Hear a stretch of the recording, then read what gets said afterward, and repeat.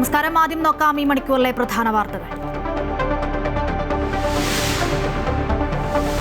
Hormuz കടലിടുക്കിൽ Indian നാവികൻ കൊല്ലപ്പെട്ടതിൽ ഇറാനെ പ്രതിഷേധമറിയിച്ച് India. Iran deputy അംബാസഡറെ വിളിച്ചു വരുത്തി. ഇന്ത്യൻ നാവികൻ കൊല്ലപ്പെട്ടത് UAE എണ്ണക്കപ്പലുകൾക്ക് നേരെയുണ്ടായ ആക്രമണത്തിൽ 6 ഇന്ത്യക്കാരടക്കം 8 പേർക്ക് പരിക്ക്. 4 പേരുടെ നില ഗുരുതരം. നാവികർക്ക് നേരെയുള്ള അതിക്രമങ്ങളും അന്താരാഷ്ട്ര സമുദ്രപാതകളിലെ കപ്പൽ ഗതാഗതം തടസ്സപ്പെടുത്തുന്ന നീക്കങ്ങളും അംഗീകരിക്കാനാകില്ലെന്ന് ഇന്ത്യ.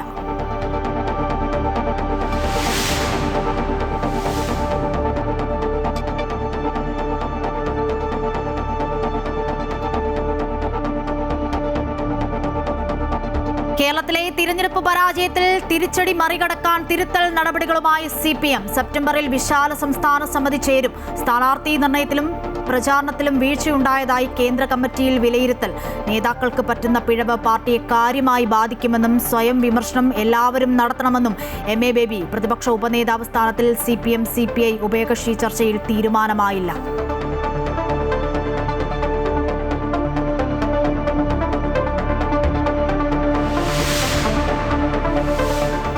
ബഹിരാകാശത്തെ മലയാളി തിളക്കമാക്കാൻ ഡോക്ടർ അനിൽ മേനോൻ. 8 മാസം നീളുന്ന ചരിത്ര ദൗത്യത്തിനായി അനിൽ മേനോനും സംഘവും അന്താരാഷ്ട്ര ബഹിരാകാശ നിലയത്തിലേക്ക്.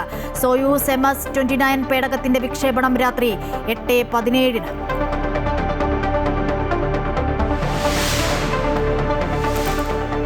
യൂത്ത് കോൺഗ്രസ് പ്രവർത്തകരെ മർദ്ദിച്ച കേസ് അട്ടിമറിച്ചെന്ന ആരോപണത്തിൽ ADGP MR അജിത് കുമാറിനെതിരായ റിപ്പോർട്ട് മടക്കി DGP. നടപടി SIT സമർപ്പിച്ച അന്വേഷണ റിപ്പോർട്ടിൽ കൂടുതൽ വ്യക്തത തേടി. തീരുമാനം അജിത് കുമാറിന് സർക്കാർ സംരക്ഷണം ഒരുക്കുന്നുവെന്ന വിമർശനം ശക്തമാകുമ്പോൾ തിരുവനന്തപുരം മുനിസിപ്പൽ കോർപ്പറേഷനിലെ കൗൺസിലറായി തിരഞ്ഞെടുക്കപ്പെട്ട സുഗതന എന്ന് ഞാൻ നിയമാനുസരണം നടപ്പിലാക്കിയ ഇന്ത്യൻ ഭരണഘടനയോട് യഥാർത്ഥമായ വിശ്വാസവും കൂറും പുലർത്തുമെന്നും പയർശങ്ക. ജയിലിൽ ഈശ്വരനാമത്തിൽ സത്യപ്രതിജ്ഞ ചെയ്ത BJP councillor R Sugathan. Mayor VV Rajesh സത്യവാചകം ചൊല്ലിക്കൊടുത്തു. റിലേ സത്യാഗ്രഹം അവസാനിപ്പിച്ച LDF. ജയിലിലായതിനാൽ സുഗതന് കൗൺസിൽ യോഗങ്ങളിൽ പങ്കെടുക്കാനാകില്ലെന്നും സ്വയമേധയാ അയോഗ്യത ഉണ്ടാകുമെന്നും V ജോയ്.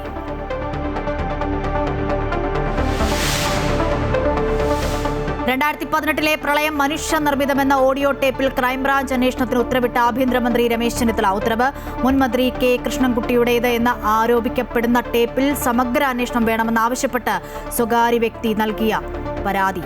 ഹോർമൂസ് കടലിടുക്കിൽ ഇറാൻ നടത്തിയ ആക്രമണത്തിൽ ഇന്ത്യൻ പൗരൻ കൊല്ലപ്പെട്ട സംഭവത്തിൽ ശക്തമായ പ്രതിഷേധമറിയിച്ച് ഇന്ത്യ.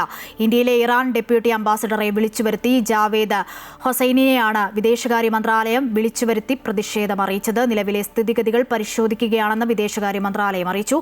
ഒമാൻ തീരത്തോട് ചേർന്ന് UAE ടാങ്കറായ കമ്പാസക് നേരെ ഇറാൻ നടത്തിയ ആക്രമണത്തിൽ ഇന്ത്യക്കാരൻ കൊല്ലപ്പെട്ട വിവരം UAE ആണ് ഔദ്യോഗികമായി അറിയിച്ചത്. ഹോർമൂസ് കടലിടുക്കിലെ ആക്രമണങ്ങളിൽ കടുത്ത ആശങ്ക അറിയിച്ച ഇന്ത്യ ഹോർമൂസിൽ ചരക്ക് നീക്കം സ്വതന്ത്രമായി നടക്കണമെന്നും ആവശ്യപ്പെട്ടു. UAE എണ്ണ ടാങ്കറുകൾ ആക്രമിച്ചതിന് പിന്നാലെ ഇറാനുമേൽ കൂടുതൽ ആക്രമണങ്ങൾ അഴിച്ചുവിട്ട അമേരിക്ക. ബാഷേർ അബ്ബാസ് കിഷ് കേഷം മേഖലകൾ കേന്ദ്രീകരിച്ചാണ് ആക്രമണം. ഇറാനിൽ ക്രൂയിസ് മിസൈലുകൾ UAEയുടെ ദേശീയ ടാങ്കറുകളെ ലക്ഷ്യമിട്ട് നടത്തിയ ആക്രമണത്തിൽ ഇന്ത്യക്കാരനായ നാവികൻ കൊല്ലപ്പെടുകയും 8ഓളം പേർക്ക് പരിക്കേൽക്കുകയും ചെയ്തിരുന്നു. സ്ഥിതിഗതികൾ ഇന്ത്യ സൂക്ഷ്മമായി നിരീക്ഷിക്കുകയാണ്. അതേസമയം ഹോർമൂസിന്റെ പൂർണ്ണ നിയന്ത്രണം തങ്ങൾക്കെന്ന അമേരിക്കയുടെ അവകാശവാദം തള്ളി ഇറാൻ രംഗത്തെത്തി. പശ്ചിമേഷ്യയിൽ സ്ഥിതിഗതികൾ കലുഷിതമായതോടെ ഇന്ത്യൻ ഓഹരി വിപണിയിലും ഇടിവ് പ്രകടനം. യുണൈറ്റഡ് അറബ് എമിറേറ്റ്സിന്റെ മൊംബാസ, അൽബഹിയ എന്നീ എണ്ണക്കപ്പലുകളാണ് ഹോർമൂസ് കടലിടുക്കിൽ ഒമാൻ തീരത്തിന് സമീപം കപ്പൽ പാതയിൽ ആക്രമിക്കപ്പെട്ടത്. മൊംബാസ എണ്ണക്കപ്പലുണ്ടായിരുന്ന ഇന്ത്യൻ നാവികനാണ് കൊല്ലപ്പെട്ടത്. പരിക്കേറ്റവരിൽ 6 പേർ ഇന്ത്യക്കാരും 2 പേർ യുക്രൈനിയൻ വംശജരുമാണ്. 4 പേരുടെ നില ഗുരുതരമാണ്. ഇറാന്റെ ആക്രമണം അന്താരാഷ്ട്ര നിയമങ്ങളുടെ ഗുരുതര ലംഘനവും മേഖലയുടെ സുരക്ഷയ്ക്കും സ്ഥിരതയ്ക്കും ഭീഷണിയെന്നും UAE അപലപിച്ചു. എന്തായാലും ഇന്ത്യ സ്ഥിതിഗതികൾ നിരീക്ഷിച്ചു വരികയാണ്. കഴിഞ്ഞ ദിവസം പാനമ പതാകയുള്ള ഒരു എണ്ണ ടാങ്കറിനു നേരെയും ആക്രമണം നടന്നിരുന്നു. വെസലുണ്ടായിരുന്ന 11 ഇന്ത്യക്കാരിൽ 10 ഇന്ത്യക്കാരെ രക്ഷപ്പെടുത്തിയെങ്കിലും ഇനിയും ഒരാളെ കണ്ടുകിട്ടാനുണ്ട്. അതേസമയം ഹോർമൂസിന്റെ പൂർണ്ണ നിയന്ത്രണം കൈവശമെന്ന അമേരിക്കയുടെ അവകാശവാദം തള്ളി ഇറാൻ രംഗത്തെത്തി. ഹോർമൂസ് കടലിടുക്കിന്റെ യഥാർത്ഥ കാവൽക്കാരൻ ഇറാൻ തന്നെയെന്ന് വിദേശകാര്യമന്ത്രി അബ്ബാസ് അറക്ചി വ്യക്തമാക്കി. ഹോർമൂസ് കടലിടുക്ക് വഴി കയറ്റിയിരിക്കുന്ന എല്ലാ ചരക്കുകൾക്കും 20% ചാർജ് ചുമത്തുമെന്ന് US president Donald Trump Truth സോഷ്യലിൽ നേരത്തെ പ്രതികരിച്ചിരുന്നു. ഇത് ഇന്ത്യൻ സമയം ബുധനാഴ്ച പുലർച്ചെ 1:30 മുതൽ പ്രാബല്യത്തിൽ വരും.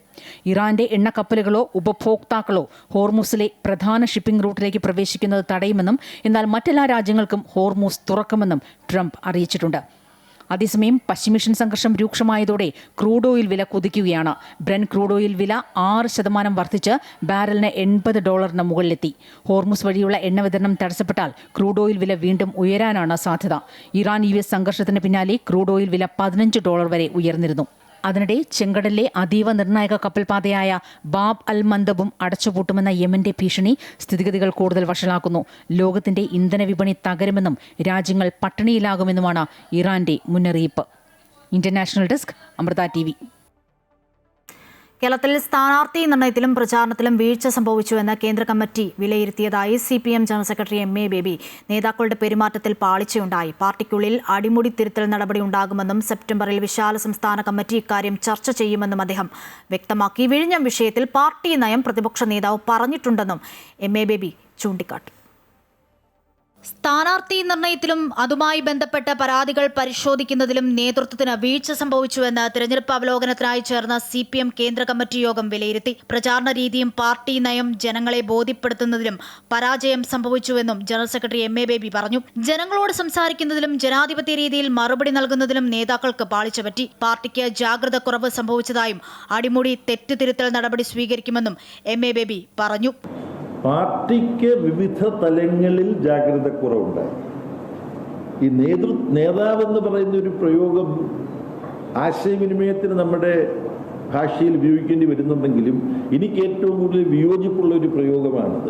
നേതാക്കളെ മാറ്റിക്കൊണ്ടല്ല തിരുത്തൽ നടപടിയെന്നും എന്നാൽ ഒരു നേതാവും സ്വയം വിമർശനത്തിന് അതീതമല്ലെന്നും ജനറൽ സെക്രട്ടറി പറഞ്ഞു. അവലോകന റിപ്പോർട്ടിൽ നേതാക്കൾക്കെതിരെ വിമർശനം ഉയർന്നു എന്നത് മാധ്യമ സൃഷ്ടി മാത്രമാണ്. വിഴിഞ്ഞത്ത് അദാനിയെ കൊണ്ടുവന്നത് ഉമ്മൻചാണ്ടി സർക്കാരാണ്. പ്രതിപക്ഷ നേതാവ് പറഞ്ഞതാണ് പാർട്ടി നയമെന്നും ഇക്കാര്യം കേന്ദ്ര കമ്മിറ്റിയിൽ ചർച്ച ചെയ്തില്ലെന്നും MA ബേബി വ്യക്തമാക്കി. അമൃത ന്യൂസ്, ന്യൂഡൽഹി. പ്രതിപക്ഷ ഉപനേതാവ് സ്ഥാനത്തിൽ CPM-CPI ഉഭയകക്ഷി ചർച്ചയിൽ തീരുമാനമായില്ല. LDF convener TP Ramakrishnan MN സ്മാരകത്തിലെത്തി CPI സംസ്ഥാന സെക്രട്ടറി ബിനോയ് വിശ്വവുമായി കൂടിക്കാഴ്ച നടത്തി. അരമണിക്കൂർ കൂടിക്കാഴ്ച നീണ്ടു. CPI ഇക്കാര്യം ഉന്നയിച്ചിട്ടുണ്ടെന്നും പരസ്പരം കൂടിയാലോചിച്ച് പൊതു താൽപര്യം കണക്കിലെടുത്ത് തീരുമാനമെടുക്കുമെന്നും TP രാമകൃഷ്ണൻ പറഞ്ഞു. CPIക്കും CPM-നും ഒരേ രാഷ്ട്രീയമാണെന്നും അത് LDF രാഷ്ട്രീയമാണെന്നും തീരുമാനമുണ്ടാകുമെന്ന് പ്രതീക്ഷിക്കുന്നുവെന്നും ബിനോയ് വിശ്വ പ്രതികരിച്ചു. നിയമസഭയിലെ പ്രതിപക്ഷ ഉപനേതാവിൻ്റെ പ്രശ്നം CPI ഉന്നയിച്ചിട്ടുണ്ട്. CPM-ഉം ആ നിലപാട് വ്യക്തമാക്കിയിട്ടുണ്ട്. ഈ പ്രശ്നം ഞങ്ങൾ രണ്ട് പാർട്ടിയും പരസ്പരം സംസാരിച്ച് കൂടിയാലോചനയിലൂടെ ാനുള്ള ശ്രമമാണ് നടത്തിക്കൊണ്ടിരിക്കുന്നത്. ഇത് ഏതെങ്കിലും തരത്തിലുള്ള ഭിന്നതയോ മറ്റു പ്രശ്നങ്ങളോ ഇടതുപക്ഷ ജനാധിപത്യ മുന്നണിക്കകത്തില്ല. CPIക്കും CPM-നും ഒരേ രാഷ്ട്രീയമാണ്, അത് LDF രാഷ്ട്രീയമാണ്. ആ LDF രാഷ്ട്രീയം ശക്തിപ്പെടുത്തിക്കൊണ്ട് മുന്നോട്ട് പോകാൻ പറ്റുമെന്ന് CPIക്കും ബോധ്യമാണ്, CPM-നും ബോധ്യമാണ്. ഇടയ്ക്കുണ്ടാകുന്ന ഏത് വിഷയങ്ങളും ചർച്ച ചെയ്യുമ്പോഴും ഈ കാഴ്ചപ്പാട് ഞങ്ങൾ നയിക്കും. ഈ രാഷ്ട്രീയ കാഴ്ചപ്പാട് നല്ല രീതിയിൽ അവസാനിക്കും. CPM ബന്ധം എപ്പോഴും അങ്ങനെ ആയിരിക്കും. കിട്ടിയോ സമയത്ത് കിട്ടുന്നേ. പ്രളയം ക്രിമിനൽ ഗൂഢാലോചന എന്ന് പറയുന്ന ഓഡിയോ ടേപ്പിനെ കുറിച്ച് ക്രൈംബ്രാഞ്ച് അന്വേഷിക്കും. K കൃഷ്ണൻകുട്ടിയുടേത് എന്ന് ആരോപിക്കപ്പെടുന്ന ഓഡിയോ ടേപ്പിനെ കുറിച്ചാണ് അന്വേഷിക്കുക. 2018 മഹാപ്രളയം മനുഷ്യനിർമ്മിതമാണെന്നും അതിനു പിന്നിൽ ക്രിമിനൽ ഗൂഢാലോചനയുണ്ടെന്നുമാണ് ഓഡിയോ ടേപ്പിൽ ഉള്ളത്. ഓഡിയോ ടേപ്പിനെ കുറിച്ച് സമഗ്രമായ അന്വേഷണം നടത്തി സത്യാവസ്ഥ പുറത്തു കൊണ്ടുവരണമെന്നാവശ്യപ്പെട്ട് ഒരു സ്വകാര്യ വ്യക്തി നൽകിയ പരാതിയിലാണ് ആഭ്യന്തരമന്ത്രി ക്രൈംബ്രാഞ്ച് അന്വേഷണത്തിന് ഉത്തരവിട്ടത്. യൂത്ത് കോൺഗ്രസ് പ്രവർത്തകരെ മർദ്ദിച്ച കേസ് അട്ടിമറിച്ചുവെന്ന ആരോപണത്തിൽ ADGP MR അജിത് കുമാറിനെതിരായ റിപ്പോർട്ട് DGP മടക്കി അയച്ചു. SIT സമർപ്പിച്ച അന്വേഷണ റിപ്പോർട്ടിൽ കൂടുതൽ വ്യക്തത തേടിയാണ് റിപ്പോർട്ട് മടക്കിയത്. അജിത് കുമാറിന് സർക്കാർ സംരക്ഷണം ഒരുക്കുന്നുവെന്ന വിമർശനം ശക്തമാകുമ്പോഴാണ് 20 ദിവസത്തിന് മുൻപ് ലഭിച്ച റിപ്പോർട്ടിൽ ഇപ്പോൾ വ്യക്തത തേടുന്നത്. അജിത് കുമാറിന്റെ സ്ഥാനക്കയറ്റത്തിനുള്ള നടപടികൾ തുടങ്ങാനിരിക്കവെയാണ് നടപടിയെന്നതും ശ്രദ്ധേയം. രക്ഷാപ്രവർത്തന കേസ് അട്ടിമറിച്ചുവെന്ന SIT കണ്ടെത്തലിനെ തുടർന്നാണ് ADGP MR അജിത് കുമാറിനെതിരെ നടപടിക്ക് ശുപാർശ ചെയ്ത റിപ്പോർട്ട് നൽകിയത്. SIT സമർപ്പിച്ച റിപ്പോർട്ടിൽ വ്യക്തതയില്ല എന്നാണ് DGP ഇപ്പോൾ ചൂണ്ടിക്കാട്ടുന്നത്. അതിനാൽ വീണ്ടും അന്വേഷണം നടത്തി റിപ്പോർട്ട് സമർപ്പിക്കണമെന്ന് നിർദ്ദേശിച്ച് SITക്ക് തന്നെ റിപ്പോർട്ട് മടക്കി നൽകി. ഉന്നത ഉദ്യോഗസ്ഥനായ അജിത് കുമാർ കേസ് അട്ടിമറിച്ചുവെന്നും ഉദ്യോഗസ്ഥരെ വിളിച്ചുവരുത്തി റിപ്പോർട്ട് തിരുത്താൻ നിർദ്ദേശിച്ചുവെന്നുമാണ് പോലീസുകാർ മൊഴി നൽകിയത്. ഇതിന്റെ അടിസ്ഥാനത്തിലാണ് SIT സംഘം അജിത് കുമാറിനെ പ്രതിക്കൂട്ടിലാക്കി DGPക്ക് റിപ്പോർട്ട് നൽകിയത്. എന്നാൽ റിപ്പോർട്ട് ലഭിച്ച് 20 ദിവസം വരെയും നിശബ്ദനായിരുന്ന DGP ഇപ്പോൾ വിമർശനം ശക്തമായപ്പോഴാണ് തുടർ നടപടി സ്വീകരിച്ചിരിക്കുന്നത്. ചില കാര്യങ്ങളിൽ വീണ്ടും അന്വേഷണം നടത്തി പുതിയ റിപ്പോർട്ട് നൽകണമെന്നാണ് DGPയുടെ നിർദ്ദേശം. വീണ്ടും അന്വേഷണം നടത്തി മറ്റൊരു റിപ്പോർട്ട് നൽകുമ്പോൾ കാലതാമസമെടുക്കും. അപ്പോഴേക്കും സ്ഥാനക്കയറ്റ പട്ടികയിൽ MR അജിത് കുമാർ ഇടം പിടിക്കുമെന്നാണ് സൂചന. ട്രാൻസ്പോർട്ട് കമ്മീഷണറായിരിക്കുന്ന DGP നിതിൻ അഗർവാൾ ഈ മാസം 31-ന് വിരമിക്കും. ആ ഒഴിവിൽ DGPയായി സ്ഥാനക്കയറ്റം ലഭിക്കാൻ സാധ്യതയുള്ളത് MR അജിത് കുമാറിനാണ്. അതിനുവേണ്ടിയുള്ള സ്ക്രീനിംഗ് കമ്മിറ്റി യോഗവും തുടർ നടപടികളും ഉടൻ ചേരാനിരിക്കവെയാണ് അജിത് കുമാറിന് വീണ്ടും സംരക്ഷണ കവചം ഒരുങ്ങുന്നത്. അമൃത ന്യൂസ്, തിരുവനന്തപുരം. സംസ്ഥാന ആസൂത്രണ ബോർഡിലെ നിയമന തട്ടിപ്പിൽ നിർണായക രേഖകൾ ആവശ്യപ്പെട്ട് ക്രൈംബ്രാഞ്ച് പ്രത്യേക അന്വേഷണ സംഘം PSCക്ക് കത്ത് നൽകും. ക്രമക്കേട് ആരോപിക്കപ്പെട്ട 3 തസ്തികകളിലേക്കുള്ള പരീക്ഷകളുടെ ചോദ്യപേപ്പർ തയ്യാറാക്കൽ, ഉത്തരക്കടലാസ്, മൂല്യനിർണ്ണയം എന്നിവയുമായി ബന്ധപ്പെട്ട ഫയലുകൾ ആവശ്യപ്പെട്ടാണ് കത്ത് നൽകുക. അന്വേഷണത്തോട് പൂർണ്ണമായി സഹകരിക്കുമെന്നും രേഖകൾ അന്വേഷണ സംഘത്തിന് കൈമാറുമെന്നും കഴിഞ്ഞ ദിവസം ചേർന്ന PSC കമ്മീഷൻ യോഗം വ്യക്തമാക്കിയിരുന്നു. പിന്നാലെയാണ് ഔദ്യോഗികമായി രേഖകൾ ആവശ്യപ്പെട്ട് കത്ത് നൽകാൻ അന്വേഷണ സംഘം തീരുമാനിച്ചത്.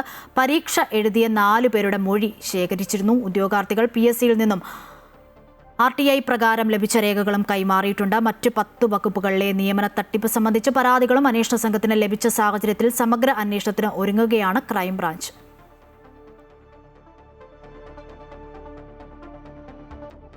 KS ഉൾപ്പെടെയുള്ള പരീക്ഷകൾ സംശയത്തിന്റെ നിഴലിലാണ് എന്ന് മന്ത്രി OJ ജനീഷ്. ഒട്ടനവധി നിയമനങ്ങളിൽ തെറ്റുകൾ നടന്നിട്ടുണ്ട്. ക്രമവിരുദ്ധമായ സർവീസിൽ കയറിയവർക്കെതിരെ നടപടി വേണമെന്നും മന്ത്രി പറഞ്ഞു. PSC അട്ടിമറി സർക്കാർ അന്വേഷിക്കുന്നുണ്ട്. ഈ നാട്ടിലെ ചെറുപ്പക്കാരോട് ദ്രോഹം ചെയ്തവരെ നിയമത്തിന് മുൻപിൽ കൊണ്ടുവരണമെന്നും ഇതാണ് യൂത്ത് കോൺഗ്രസിന്റെ നിലപാടെന്നും മന്ത്രി പറഞ്ഞു. PSCക്കകത്ത് കഴിഞ്ഞ 10 വർഷക്കാലം ഗുരുതരമായ അഴിമതി നടന്നിട്ടുണ്ട് എന്നുള്ളതാണ് നമുക്ക് ബോധ്യപ്പെടുന്ന ഒരു കാര്യം. ഈ നാട്ടിലെ ചെറുപ്പക്കാരോട് ഇതുപോലെ ദ്രോഹം ചെയ്ത ആളുകളെ അതിൻ്റെ നിയമത്തിന് മുമ്പിലേക്ക് കൊണ്ടുവരേണ്ട സാഹചര്യമുണ്ട് എന്ന് തന്നെയാണ് യൂത്ത് കോൺഗ്രസിൻ്റെ നിലപാട്. അതുകൊണ്ടാണ് PSCയുടെ ഓഫീസിന് മുമ്പിലേക്ക് യൂത്ത് കോൺഗ്രസ് സമരം നടത്തിയെന്ന് തള്ളിക്കയറിയത്. ഇപ്പോൾ നാളെയും മറ്റന്നാളുമായി വീണ്ടും യൂത്ത് കോൺഗ്രസിൻ്റെ സമരങ്ങൾ തിരുവനന്തപുരത്ത് ഇതുമായി ബന്ധപ്പെട്ട് ആലോചിക്കുന്നുണ്ട്. ഞങ്ങളിപ്പോൾ ഇത്രയും സമരം ചെയ്തപ്പോഴും ഇപ്പോൾ ഞങ്ങളാണല്ലോ ഭരിക്കുന്നത്. ഞങ്ങൾ ഭരണം നടത്തുന്ന കേരളത്തിലെ പ്രധാനപ്പെട്ട രാഷ്ട്രീയ പ്രസ്ഥാനത്തിൻ്റെ യുവജന സംഘടനയാണ്. ഈ DYFI എന്ന് പറയുന്ന സംഘടന പ്രതിപക്ഷത്തുണ്ടല്ലോ. DYFIയുടെ ഏതെങ്കിലും ഒരു സ്റ്റേറ്റ്മെന്റ് വന്നു, ഒരു വരിയെങ്കിലും എവിടെയെങ്കിലും നമ്മൾ സനോജിന്റെയോ വസീഫിന്റെയോ ഭാഗത്ത് നിന്ന് എവിടെയെങ്കിലും ഒരു വരി നമ്മൾ കണ്ടോ?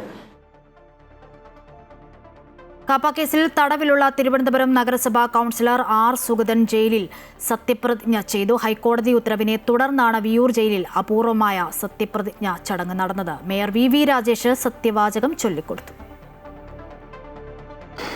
തിരുവനന്തപുരം മുനിസിപ്പൽ കോർപ്പറേഷനിലെ കൗൺസിലറായി തിരഞ്ഞെടുക്കപ്പെട്ട സുഗതന എന്ന ഞാൻ നിയമാനുസരണം നടപ്പിലാക്കിയ ഇന്ത്യൻ ഭരണഘടനയോട് കേരള ചരിത്രത്തിൽ ആദ്യമായാണ് ഒരു ജനപ്രതിനിധി ജയിലിൽ വെച്ച് സത്യപ്രതിജ്ഞ ചെയ്യുന്നത്. വിയൂർ ജയിലിലെ ലൈബ്രറി ഹാളിൽ നടന്ന ചടങ്ങിൽ Thiruvananthapuram mayor VV Rajesh, deputy mayor Ashanath, jail ഉദ്യോഗസ്ഥർ തുടങ്ങിയവർ പങ്കെടുത്തു. നേരത്തെ ദൈവങ്ങളുടെ നാമത്തിൽ സത്യപ്രതിജ്ഞ ചെയ്തത് കോടതി റദ്ദാക്കിയതിനാലാണ് സുഗതന് വീണ്ടും സത്യപ്രതിജ്ഞ ചെയ്യേണ്ടി വന്നത്. ഇതിനിടെ കാപ്പ കേസിൽ ജയിലിലുമായി. എന്നാൽ ഇപ്പോൾ ഈശ്വരനാമത്തിലാണ് സുഗതൻ സത്യപ്രതിജ്ഞ ചെയ്തത്. സത്യപ്രതിജ്ഞ ചെയ്യാൻ ജാമ്യം തേടി ഹൈക്കോടതിയെ സമീപിച്ചപ്പോഴാണ് കോടതി ജയിലിൽ സത്യപ്രതിജ്ഞ ചെയ്യാൻ ഉത്തരവിട്ടത്. ഇത് കോടതി ഉത്തരവാണെന്ന് കുറ്റപ്പെടുത്തുന്നവർ ഇത് മനസ്സിലാക്കണമെന്ന് മേയർ VV രാജേഷ് പറഞ്ഞു. രാഷ്ട്രീയത്തിൽ നിൽക്കുമ്പോൾ കേസുകൾ സ്വാഭാവികമാണെന്നും VV രാജേഷ് കൂട്ടിച്ചേർത്തു.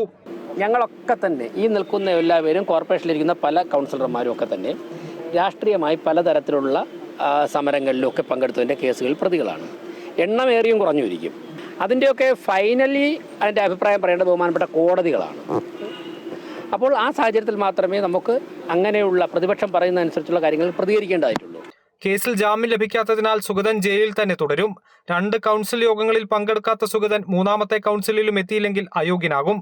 അതേസമയം ജയിലിലെ സത്യപ്രതിജ്ഞ നഗരസഭയ്ക്ക് നാണക്കേടുണ്ടാക്കിയെന്ന വിമർശനം കോൺഗ്രസും CPM-ഉം ഉന്നയിക്കുന്നുണ്ട്. കേരള രാഷ്ട്രീയത്തിലെ പുതുചരിത്രം. വിയൂർ സെൻട്രൽ ജയിലിൽ ജനപ്രതിനിധി സുഗതൻ സത്യപ്രതിജ്ഞ ചെയ്തിരിക്കുന്നു. ഇത് പുതിയ രാഷ്ട്രീയ സാധ്യതകളും ഒപ്പവും കൗതുകവും ഉണർത്തുകയാണ്. ക്യാമറമാൻ ശശികാന്തിനൊപ്പം ഹരീഷ് നാരായൺ, അമൃത ന്യൂസ്, തൃശൂർ. ആർ സുഗതന്റെ സത്യപ്രതിജ്ഞയിൽ പ്രതികരണവുമായി CPM നേതാവ് വി ജോയി. ഹൈക്കോടതിയുടെ കൃത്യമായ ഇടപെടലാണ് ഇക്കാര്യത്തിൽ ഉണ്ടായിരിക്കുന്നത്. കാപ്പ കേസിൽ പ്രതിയെ പുറത്തുവിടാൻ കഴിയില്ല എന്ന വിധിയാണ് കോടതിയിൽ നിന്നും ഉണ്ടായിരിക്കുന്നത്. കാപ്പ കേസിലെ പ്രതി ഇനി 6 മാസം ജയിലിൽ ഉള്ളിലാണ്. കൗൺസിൽ യോഗങ്ങളിൽ പങ്കെടുക്കാൻ കഴിയാതെ വരും. സ്വമേധയാ തന്നെ കൗൺസിൽ സ്ഥാനത്തു നിന്നും അയോഗ്യതയുണ്ടാകും. അതിനാൽ റിലേ സത്യാഗ്രഹം അവസാനിപ്പിക്കുന്നുവെന്നും വി ജോയി പ്രതികരിച്ചു. കാപ്പ കേസിലെ പ്രതി യഥാർത്ഥത്തിൽ ഇനി 6 മാസക്കാലം ജയിലിനുള്ളിലാണ്. ഈ 6 മാസക്കാലം ജയിലിനുള്ളിലാകുമ്പോൾ നിശ്ചയമായും കൗൺസിൽ യോഗങ്ങളിൽ തുടരെ പങ്കെടുക്കാൻ സാധിക്കാത്ത സ്ഥിതി വരും. സ്വമേധയാ തന്നെ കൗൺസിൽ സ്ഥാനം നഷ്ടപ്പെടുന്ന സാഹചര്യം ഉണ്ടാവും. ഇത് തന്നെയാണ് ഞങ്ങൾ ഉദ്ദേശിച്ചതും ഞങ്ങൾ പറഞ്ഞതും. നടിയെ ആക്രമിച്ച കേസിൽ പൾസർ സുനിയുടെ ഹർജി ഹൈക്കോടതി തള്ളി. ശിക്ഷ മരവിപ്പിക്കണമെന്ന ആവശ്യം തള്ളി. സുനി ജയിലിൽ തുടരും. ശിക്ഷ മരവിപ്പിക്കേണ്ട അസാധാരണ സാഹചര്യമില്ലെന്ന് ചൂണ്ടിക്കാട്ടിയാണ് ഹൈക്കോടതിയുടെ ഡിവിഷൻ ബെഞ്ച് ഹർജി തള്ളിയത്. അതിജീവിതയുടെ അന്തസ്സ് കണക്കിലെടുക്കണമെന്നും കോടതി നിരീക്ഷിച്ചു. സെഷൻസ് കോടതി പുറപ്പെടുവിച്ച വിധിന്യായത്തിൽ പ്രകടമായ എന്തെങ്കിലും അപാകതയുണ്ടോ, നിയമവിരുദ്ധതയോ ചൂണ്ടിക്കാട്ടാൻ ഹർജിക്കാരന് സാധിച്ചിട്ടില്ലെന്ന് കോടതി വിലയിരുത്തി. അഭിമന്യു വധക്കേസിലെ പ്രതികൾക്ക് ഹൈക്കോടതിയിൽ നിന്നും തിരിച്ചടി. വിചാരണ തടയണമെന്നാവശ്യപ്പെട്ട 5 പ്രതികൾ നൽകിയ ഹർജി കോടതി തള്ളി. കൃത്യത്തിൽ നേരിട്ട് പങ്കെടുത്ത പ്രതികളുടെ വിചാരണ തുടരാമെന്നും ഹൈക്കോടതി വ്യക്തമാക്കി. അഭിമന്യു വധക്കേസിൽ കൂട്ടുപ്രതികൾക്ക് കുറ്റപത്രം നൽകിയിട്ടില്ലാത്തതിനാൽ വിചാരണ തടയണം എന്നാവശ്യപ്പെട്ടാണ് 5 പ്രതികൾ ഹൈക്കോടതിയിൽ ഹർജി നൽകിയത്. ഇത്തരം സാങ്കേതിക കാരണങ്ങൾ പറഞ്ഞ് ക്രിമിനൽ കേസിന്റെ വിചാരണ നിർത്തിവെക്കേണ്ട ആവശ്യമില്ലെന്ന് സുപ്രീം കോടതി വിധി ചൂണ്ടിക്കാട്ടിയാണ് സർക്കാർ ഹർജി എതിർത്തത്. കൃത്യത്തിൽ നേരിട്ട് പങ്കെടുത്ത പ്രതികൾക്കെതിരെയുള്ള കുറ്റപത്രം കോടതിയിൽ ഫയൽ ചെയ്തിട്ടുണ്ട്. ഈ സാഹചര്യത്തിൽ വിചാരണ നിർത്തിവെക്കേണ്ട ആവശ്യമില്ലെന്ന് ഹൈക്കോടതിയും വിലയിരുത്തി. ഇതേ തുടർന്നാണ് പ്രതികളുടെ ഹർജി ഹൈക്കോടതി തള്ളിയത്. ഈ മാസം 24-ന് എറണാകുളം സെഷൻസ് കോടതിയിൽ നടക്കുന്ന വിചാരണയ്ക്ക് ഇതോടെ തടസ്സം നീങ്ങി. അമൃത ന്യൂസ്, കൊച്ചി. കശുവണ്ടി അഴിമതി കോടതി അലക്ഷ്യ കേസിൽ മാപ്പപേക്ഷ തിരുത്തി നൽകി കെ ബിജു IAS. കോടതിയെ കുറ്റപ്പെടുത്തിയുള്ള ആദ്യ ഉത്തരവ് പ്രതിക്ക് ലഭിച്ചതിനെ തുടർന്നാണ് ഹൈക്കോടതി കോടതി അലക്ഷ്യ കേസെടുത്തത്. ആദ്യ മാപ്പപേക്ഷ തൃപ്തികരമല്ലെന്നും വിശദമായ സത്യവാങ്മൂലം ഫയൽ ചെയ്യണമെന്നും കോടതി ആവശ്യപ്പെട്ടിരുന്നു. കേസിലെ കോടതി അലക്ഷ്യ നടപടി ഹൈക്കോടതി പരിഗണിക്കാനിരിക്കെയാണ് മാപ്പപേക്ഷയുമായി ബിജു കോടതിയിൽ എത്തിയിരിക്കുന്നത്. നേരത്തെയുള്ള വിവാദ ഉത്തരവിൽ മനസ്സിരുത്തി തീരുമാനമെടുക്കാൻ കഴിഞ്ഞില്ല എന്ന ഭാഗം എഴുതി ചേർത്തിരുന്നു. അതിനാലാണ് ഇപ്പോൾ ഹൈക്കോടതിയിൽ പുതിയ മാപ്പപേക്ഷ നൽകിയിട്ടുള്ളത്. പീഡനക്കേസ് ആരോപണത്തിലെ FIR റദ്ദാക്കണമെന്നാവശ്യപ്പെട്ട് മുൻ മലപ്പുറം SP സുജിത് ദാസ് അടക്കമുള്ള പോലീസ് ഉദ്യോഗസ്ഥർ ഹൈക്കോടതിയിൽ ഹർജി നൽകി. കേസെടുക്കണമെന്ന പൊന്നാനി മജിസ്ട്രേറ്റ് കോടതി ഉത്തരവിനെതിരെയാണ് ഉന്നത പോലീസ് ഉദ്യോഗസ്ഥരുടെ ഹർജി. പരാതി നൽകാനെത്തിയ യുവതിയെ പീഡിപ്പിച്ചുവെന്നാണ് ആരോപണം.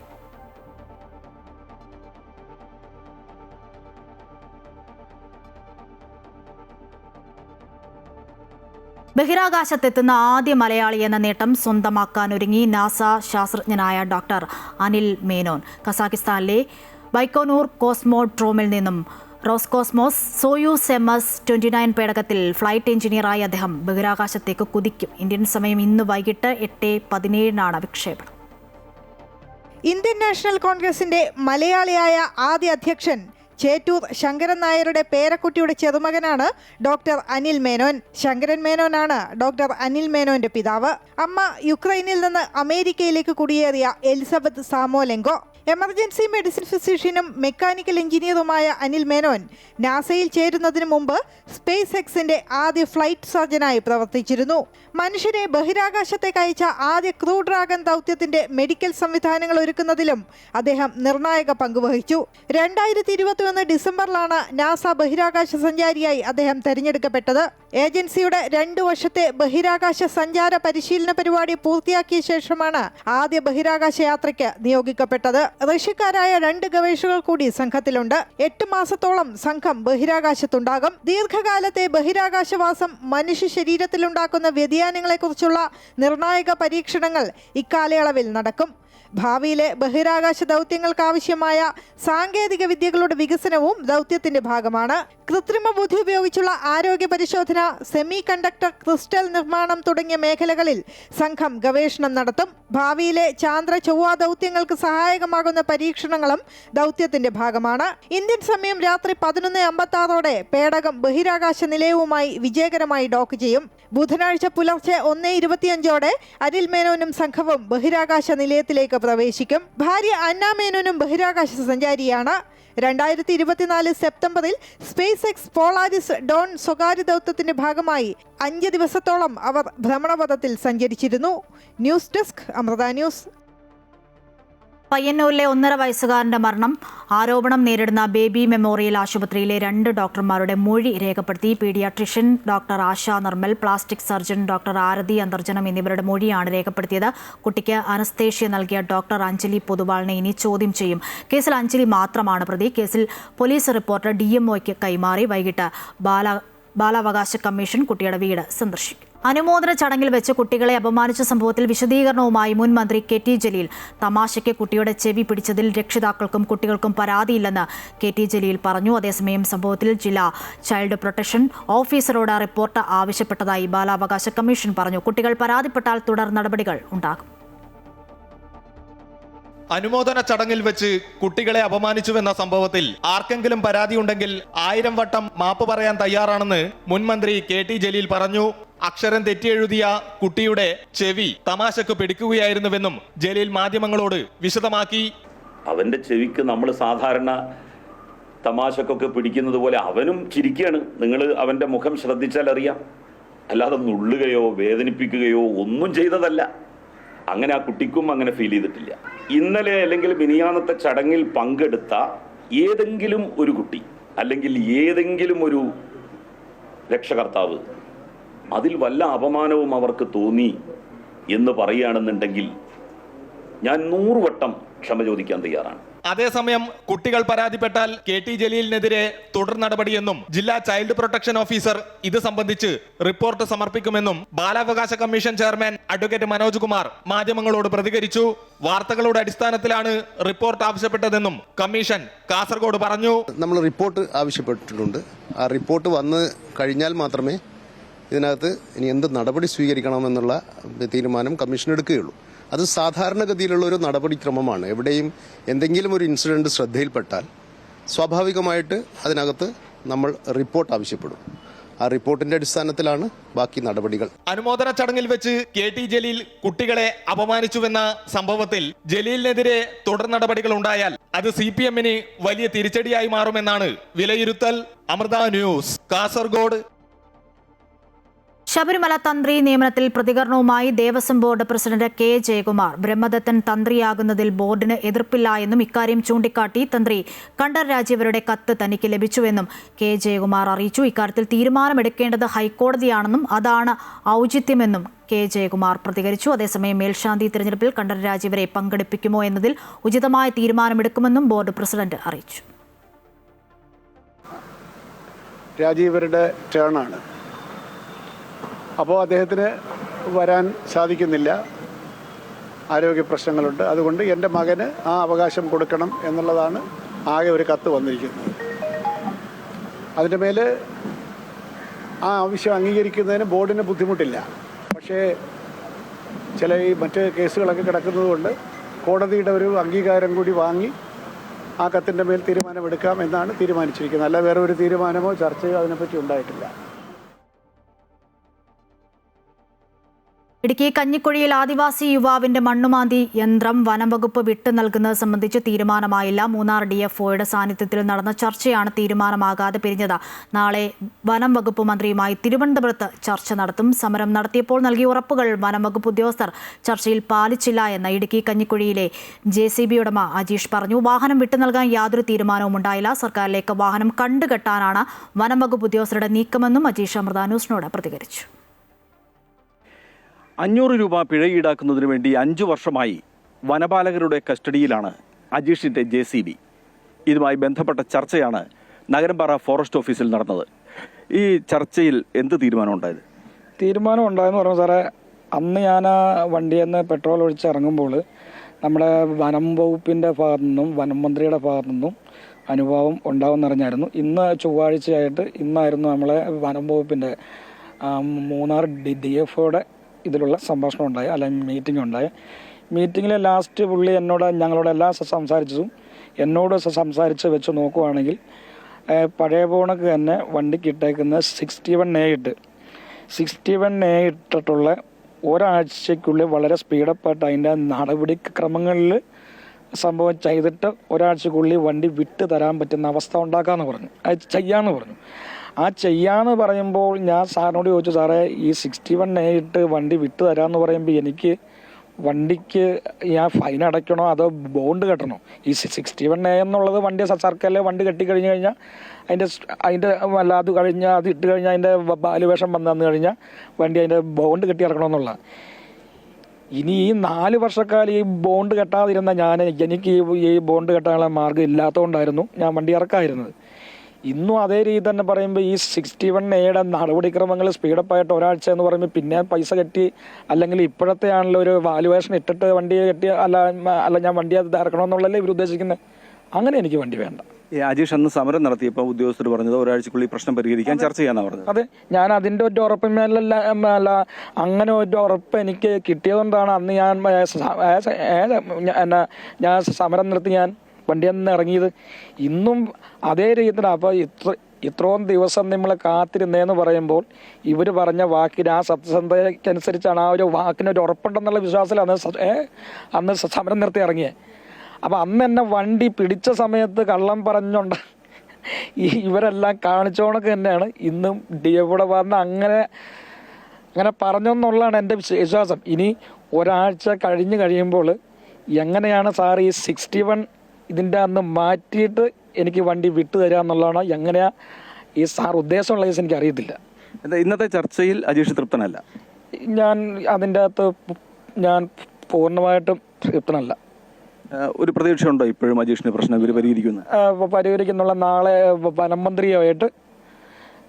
വനമന്ത്രിയായിട്ട് ചർച്ചയുണ്ട്. ഇപ്പം നാളെ കാണാമെന്ന് എന്നോടുമായിട്ട് ബന്ധപ്പെട്ട നമ്മുടെ സംഘടനക്കാരോട് വിളിച്ചു പറഞ്ഞിട്ടുണ്ട്. അല്ലെങ്കിൽ അവർ കാണാമെന്ന് പറഞ്ഞിട്ടുണ്ട്. അത് സാറിനോടും കൂടി വനമന്ത്രി നമ്മുടെ ഷിബു ജോൺ സാറുമായിട്ട് ഒരു മീറ്റിങ്ങിൽ സംസാരിച്ചിട്ട് സംഭവം നമുക്ക് തീർത്തും പറയാൻ പറ്റുള്ളൂ. ഇന്ന് മാത്രമേ നമുക്ക് മൊത്തത്തിൽ ഒരു കാര്യം പറയാൻ പറ്റുള്ളൂ. നാളെ വനമന്ത്രി സാറുമായിട്ട് കാണണമല്ലോ, അതും കൂടി കഴിഞ്ഞിട്ട് നമുക്ക് പറയാം. ഫോറസ്റ്റ് ഉദ്യോഗസ്ഥരുമായുള്ള ചർച്ചയിൽ പ്രശ്നം പരിഹരിക്കും എന്ന ഉറപ്പാണ് അജീഷിന് നേരത്തെ ലഭിച്ചിരുന്നത്. എന്നാൽ ഇന്നത്തെ ചർച്ചയും പൂർണ്ണ തൃപ്തനല്ല അജീഷ്. വാഹനം വിട്ടു നൽകുന്ന കാര്യത്തിൽ അന്തിമ തീരുമാനം ഇനിയും നീളുകയാണ്. ക്യാമറമാൻ അഭിലാഷ് അലക്സിനൊപ്പം MC ബോബൻ, അമൃത ന്യൂസ്. മന്ത്രിയായിട്ടും തന്റെ ശരീരത്തിന്റെ ചിത്രം മാത്രം പകർത്തിയെന്ന വെളിപ്പെടുത്തലുമായി മന്ത്രി ബിന്ദു കൃഷ്ണ. കൊല്ലത്തൊരു സ്കൂളിലെ പരിപാടിക്കിടയിലായിരുന്നു സംഭവമെന്നും മുഖം ഉൾപ്പെടുത്താത്ത ഫോട്ടോ പിന്നീട് സമൂഹമാധ്യമത്തിൽ പോസ്റ്റ് ചെയ്തുവെന്നും മന്ത്രി പറഞ്ഞു. ഈ ഫോട്ടോ കണ്ട ചിലർ പ്രശ്നമുണ്ടാക്കിയ ശേഷമാണ് ചിത്രം ഡിലീറ്റ് ചെയ്തത് എന്നും ബിന്ദു കൃഷ്ണ പറയുന്നു. മന്ത്രിയായ തന്റെ അവസ്ഥ ഇതാണെങ്കിൽ സാധാരണ സ്ത്രീകളുടെ അവസ്ഥ എന്താകുമെന്നും ബിന്ദു കൃഷ്ണ ചോദിച്ചു.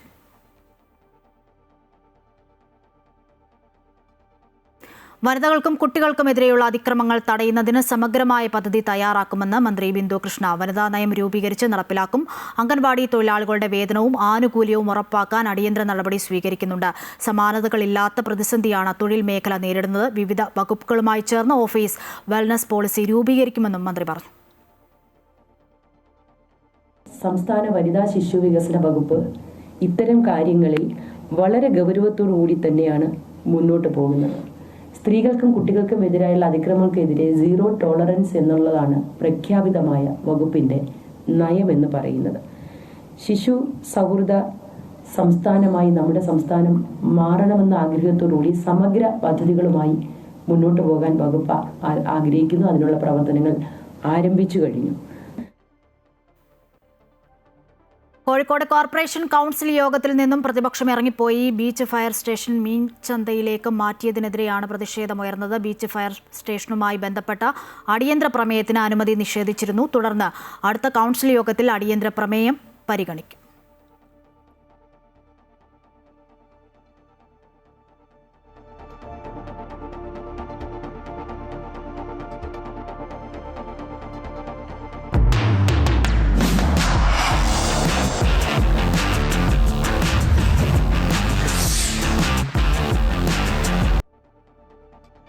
ലോകകപ്പിലെ ഗ്ലാമർ സെമി പോരാട്ടത്തിനായുള്ള കാത്തിരിപ്പിലാണ് ഫുട്ബോൾ ലോകം.